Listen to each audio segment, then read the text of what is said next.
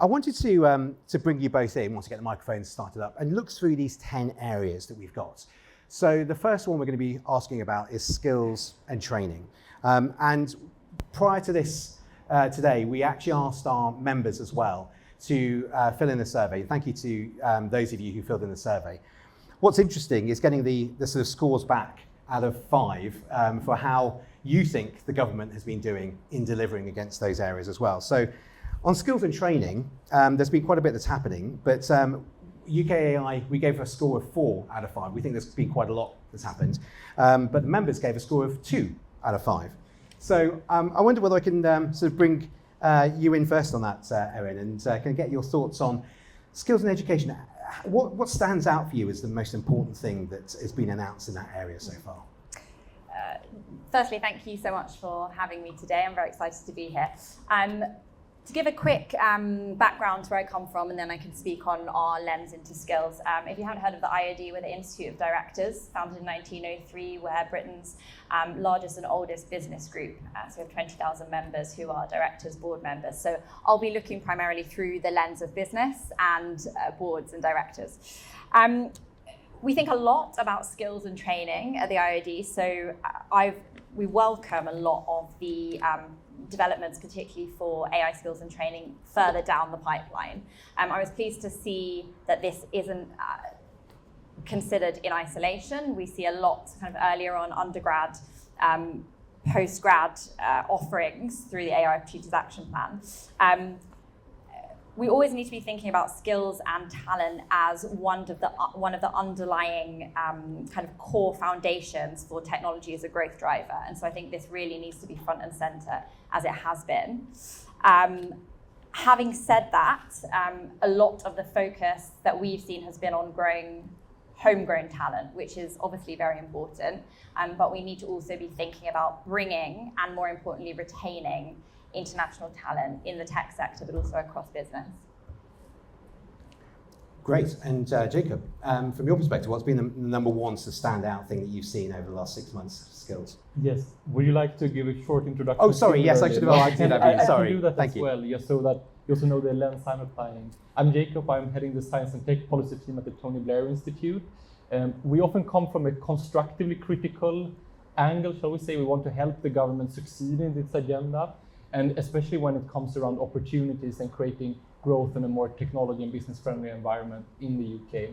I think one of the things that makes talent and skills both maybe one of the most important, but also one of the most politically difficult, is that if you see how the big labs operate, it's really about paying the best wages to get the best AI engineers to secure them. And we have seen the headlines around 100 million engineers and so on. At the same time, the new political rift is less between left and right and more between open and closed societies. And it's a really difficult political battle right now to win, to be that hope and hub of openness and attracting global capital and human capital when there's also such a strong political pressure to close down on the numbers of incoming immigration, especially since a lot of immigration actually is linked to students and families of students coming in. Therefore, we were very happy to see the multidisciplinary fellowships, the SPRAC fellowships that was announced, so that we think was the standard things. We want to see more of that. The Tony Blair Institute want to see Britain as a pioneer in retaining the global and open order. We believe that Britain wins when we collaborate closely with both Europe and the US. So this is an area where we would like to see more an ambitious agenda and also articulate why openness in attracting global talent will long-term benefit the UK economically. So we're seeing the more defensive posture here on immigration as a threat, not just to AI opportunities, but also to economic prosperity at large. Could I just ask you a question on that? Because the US has taken a very different stance on immigration. I mean, you just have to look at the headlines over the last month. Do you think that's an opportunity for the UK, building on what you just said there about being able to really reform and attract that talent which maybe is being turned away, scared off from the US? I mean, on a purely factual basis, doubtlessly yes. But from a political situation, it's a very tricky thing to communicate in line with all of the other things that's happening in the immigration debate, and also the fault line for the Labour Party, which is increasingly in many seats towards reform. And this is an area where we cannot give away easy points. So I think that from a factual basis, it's definitely an opportunity. Politically, it's tricky. Great. And Erin, just picking up on what we were saying before in terms of the business skills, one of the big criticisms, or one of the gaps that we found back in January, was that the focus was very heavily on technical skills, which is great. Don't get me wrong, having graduates in computer science, being able to do that, that's important. But a lot of the businesses who are our members are talking about the importance of AI literacy, basic understanding. From your perspective at the IoT, how important is it to get that balance right? Yeah, really good question. So we represent mainstream business, so we're sector agnostic. So when I'm in a lot of these conversations, I come from a tech background, I'm speaking within what is kind of a tech sector bubble, right? An elite tech sector bubble. And so conversations are often around frontier technical skills, which are obviously important. But the majority of membership are in sectors where they don't necessarily need their workforce or themselves to have frontier technical skills. They need this foundational AI literacy. And one of the things we think about a lot is, what do we mean by foundational AI literacy? There's lots of frameworks and various skills taxonomies. But I think one thing that we really need to be doing, and the government need to think more about, is how do we upskill broadly? What do we mean by this kind of foundational understanding of AI? What is AI? I speak to members a lot and ask them if their companies are adopting AI, in what form, and they're not, because it's such a huge topic, such a muddy discussion, and often seen in this technical bubble that they shy away. And we can talk about this later, but this is one of the things which is holding back adoption in the mainstream. Yeah, thank you. I'm conscious that we've got some other policy areas that we need to get onto as well. But we touched upon some of the main things there. Tech First was the government's initiative to invest 146 million in earlier and broader skills, and I think that is very welcome. It's something that we've been calling for. So it's about getting into schools earlier, but also everyday people and allowing, whether they be displaced workers or just everyday employees. I think you mentioned the Spark AI scholarship as well, which is great to be able to be focusing on bringing in that and the Global Talent Task Force. So lots of initiatives there, which I think the government should be commended for. It's from our perspective, it's looking very positive. Let's move on to look at regional development, which was another one of the key areas that we outlined, very much aligned with the government's mission.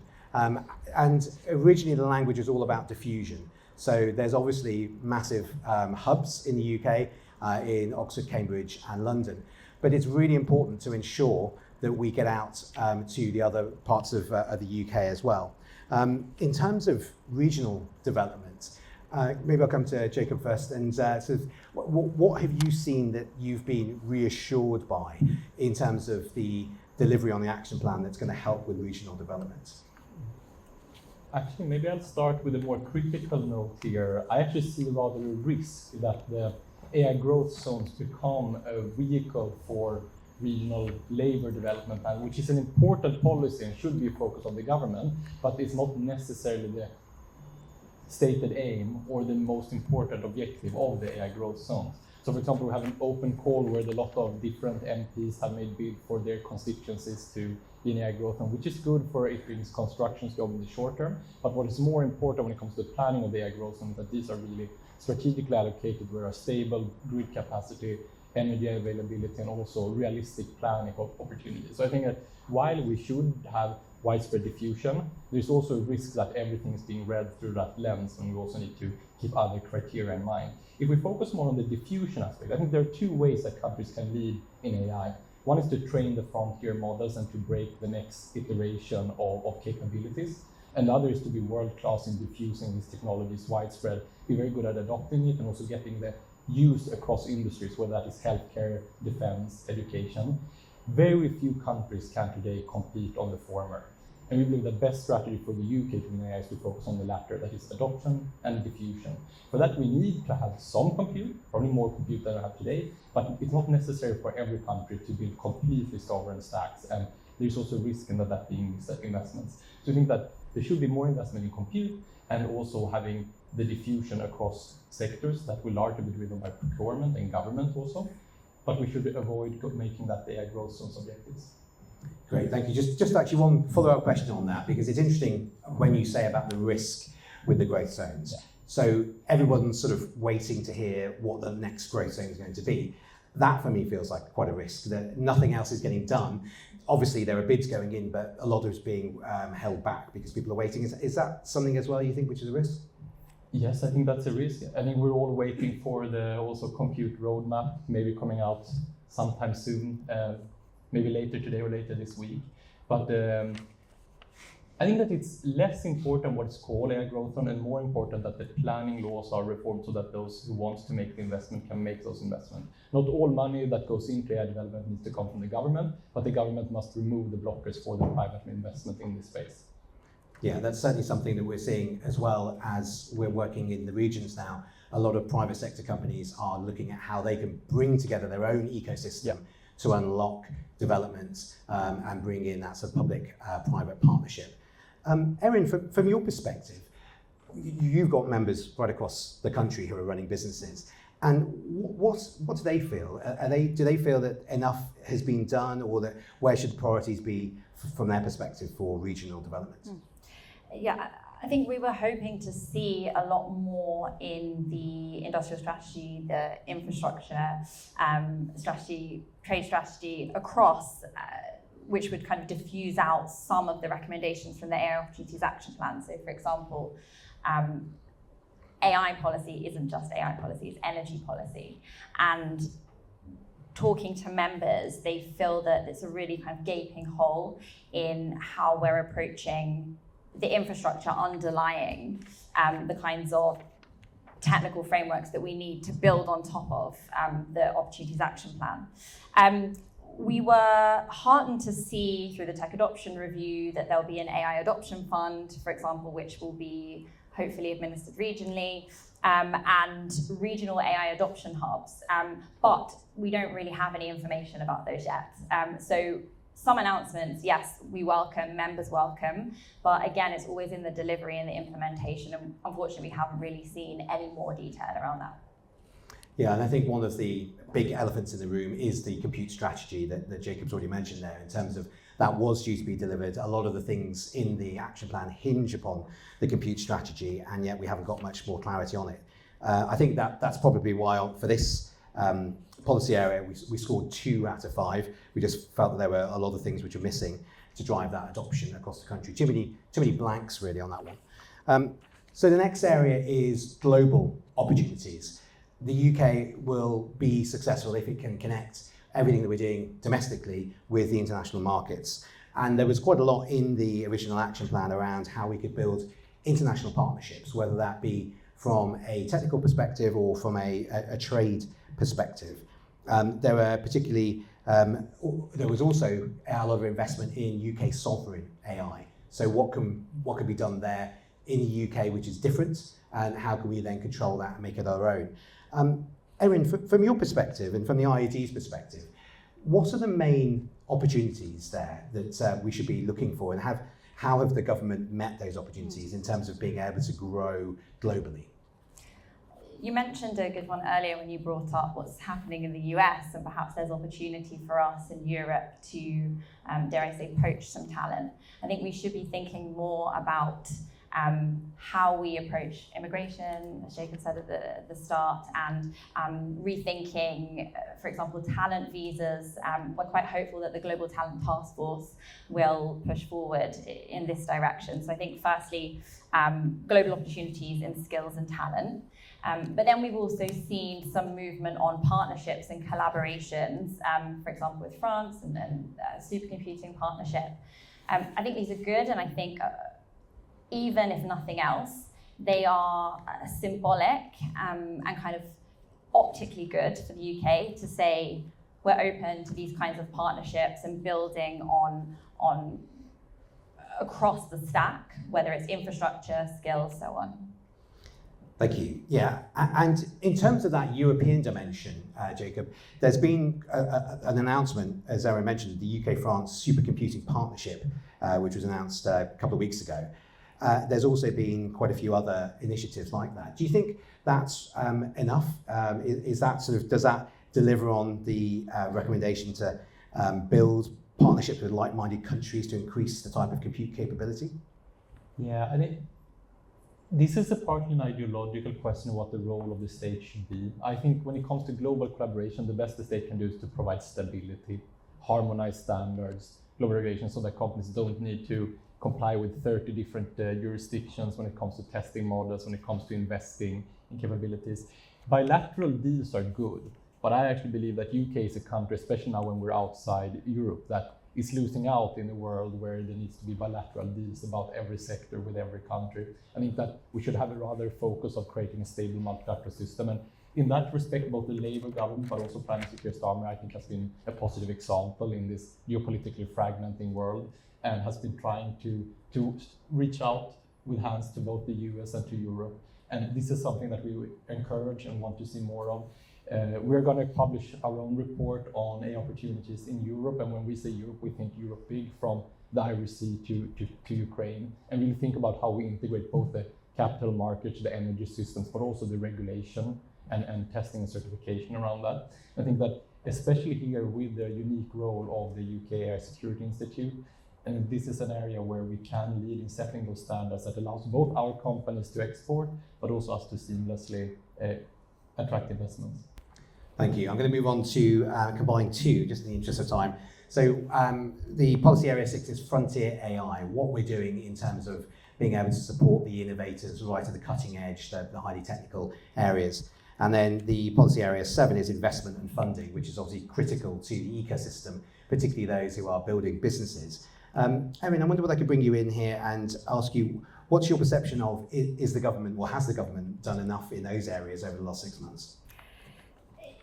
Yes, I mean, we touched on quite a few of those areas already. I think we're waiting for the compute strategy, which will underpin a lot, hopefully, a lot more of the delivery of certain recommendations from the action plan. I think from the perspective of the IOD, we have a lot of SMEs and smaller businesses in our membership. And I would like the government to be thinking more about aspects such as procurement and how else to bring investment to the UK that's outside of just the larger tech companies. It's of course important, but we know that innovation isn't the only thing that we need. We need adoption and diffusion. And so I think we need to kind of expand. We would welcome if the government would expand out how they're thinking about investment and funding outside of purely frontier AI. Thank you. Yeah, and I think the word procurement there was really important. There were about 4 recommendations in the action plan that talked about procurement and about the government's intentions there, which were great in that they were talking about rapid prototyping, doing pilots, all the things which I think from those of us from business would recognise as an agile approach. The challenge has been over the last 6 months, there hasn't been much progress on any of those. So when we did the research and the analysis, there weren't any announcements there. Moving on to citizens first, we'd expect the Labour government, and they talked about the missions quite heavily in the action plan. We'd expect them to be really delivering on this space, but there hasn't been as much around sort of citizens. A lot of those areas were empty. The other area I was surprised to see where there hasn't been much progress and really not much recommendations was around the environment. There was really only one recommendation there. Jakob, could you pick up on that and give us your perspective on why you think that one has been delayed and why there wasn't much on the environment? Yeah, I'll cluster this both with the citizen and the environment. So look, in the end, AI is a tool, right? None of us want to sit here and score how we're doing on AI or data or compute infrastructure. Those are all just instrumental goods to ensure what we all care about, whether that is prosperity, whether that is time with family and friends. And of course, to have a stronger narrative of how these opportunities translate into social benefit is, I think, the most important task of the Labour government for the next year. There's a lot of initiatives cooking here. I think a few ministers will go on roadshows during the falls and other. And I think there are many people in the room who will contribute to that one or another. But this is not an abstract thing. This is a really real thing. And I think that this is also partly a communication problem, but also partly an actual policy problem. When it comes to the environment, we need to bear in mind that there's a big difference between local environmental impact here and now and long-term impact. We're seeing a long-term trend of we living in very energy intensive societies, and they are not going away. But there are many ways in which the digital is still presenting a less carbon intensive alternative towards industrial society. There are many ways in which the goods we care about go from being rivalrous goods to non-rivalrous goods. When I had, for example, a ball or a car, only one person can have it at the same time. If I have a digital copy, many people can share that copy at the same time, whether that is Move or something else. We're going into a direction where we have to rethink the logics of ownership and what the environment means. And we also need to think about the digital infrastructure as the environment. So many humans spend a lot of time in virtual environments. And this is where we really come down to a question of design. This is not about pitching AI versus, let's say, green spaces. We can actually, with AI, live in a hybrid environments in which we spend our time in both safe and flourishing digital environments and make more room for green spaces. So I think this is probably where I see the most positive potential for the future and combining a green and a business-friendly vision.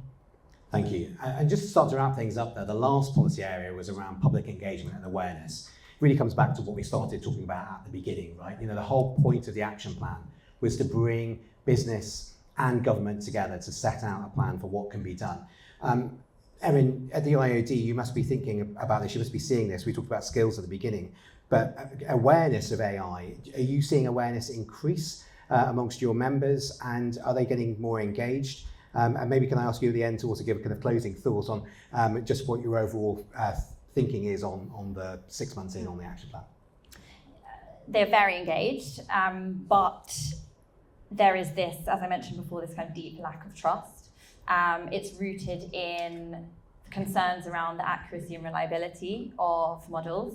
It's rooted in ethical, environmental, and societal concerns, which again, communication is not always great. So there's lots of competing narratives we see in the media, and you can see that across our membership. And thirdly, there's a huge pushback against hype, to be honest, versus really tangible returns.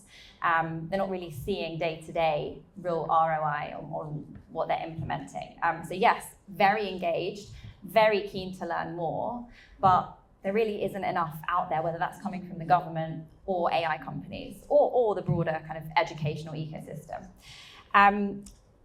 Finalizing thoughts, you know, we consult a lot with the government. We tell them a lot. Sometimes it's not always heard. And I think we need to make sure that we're once again not thinking about this in a bubble. The broader business environment needs to be favorable for this to work properly. So we can't just be thinking about the recommendations in the AI Opportunities Action Plan. We need to be thinking about what does business writ large look like in the UK. And so I think that's my closing thought. Thanks very much, Erin. And Jakob, same question. You know, looking at this 6 months in now, what are your closing thoughts? Yeah, can I just ask, as a guest in this country, is 1 or 5 the top? Yeah, 5's the top. Okay, I was wondering what all those 1s and 5s were. Okay, all good. No. In Germany and Sweden, you have the inverted logic. So anyway, that's aside. Look, I mean, if you only look at the actual recommendations, they're all sound. There are things that should be down. Do they constitute a top-level narrative and mission for a government? Probably not quite. They are quite technocratic. There are too many of them. We would like to see fewer and bolder, ones that can be really tangible driven. I don't know how you are doing when you are project managing teams and missions. I think it's hard to focus on more than 5 things at a time. So consolidate, focus on radical implementation of big shots, and delegate other things to departments to drive. I also think, I mean, if you look at the difference between DCIT and coordinations within government, there are many good plans and initiatives that have been drafted, but then it's hard to drive that through when there are also overlapping ownership and agendas. If you take the air growth as an example, it's important to have a science and tech lens, but it's equally important to have a planning and an energy lens. And I think there is still some oiling to do of the machinery and to drive that from the center. So I think those will be the 2 things.